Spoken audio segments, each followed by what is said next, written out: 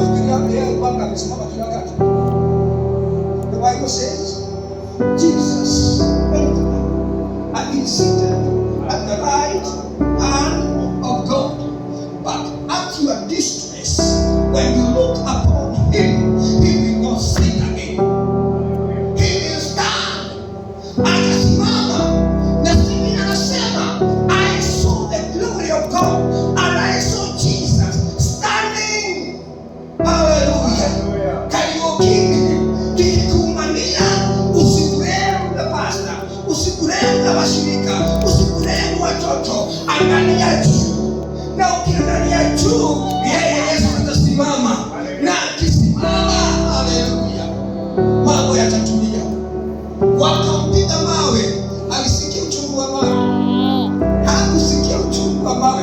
In fact yeye anasema wasamehe. Anaomba, wanajua anasema wasamehe, wasamehe. When you see Jesus, unaanza kuona kitu kinaitwa forgiveness, because Jesus himself is forgiveness. Are you getting me? Now you start to see revelation, ufunguo ambao uko ndani ya Yesu. Unaanza kupata kitu kinaitwa peace, na watu wanakuuliza, wakati mambo na watu wamekusema jinsi wamekusema Kariuki, where is this energy of peace umetoka wapi? Because you know to look upon Jesus. He is the Prince of Peace. And the glory, that peace of God comes upon you.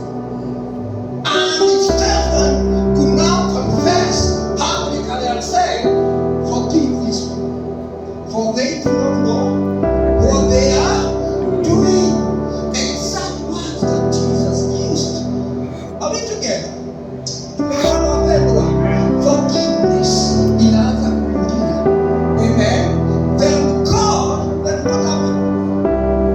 Look, he said, I see heaven open and the Son of Man standing at the right hand of God.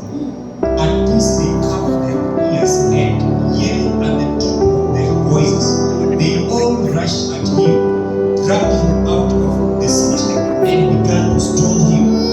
Meanwhile, the witnesses laid their coats at the feet of a young man named Saul.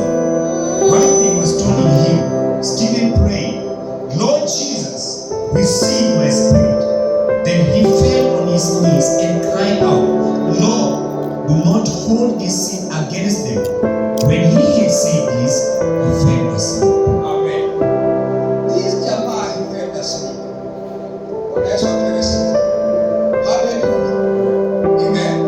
One of the brothers ambao alikuwa pale alipoitiwa na Stephen, and I believe that he was the starting of his conviction.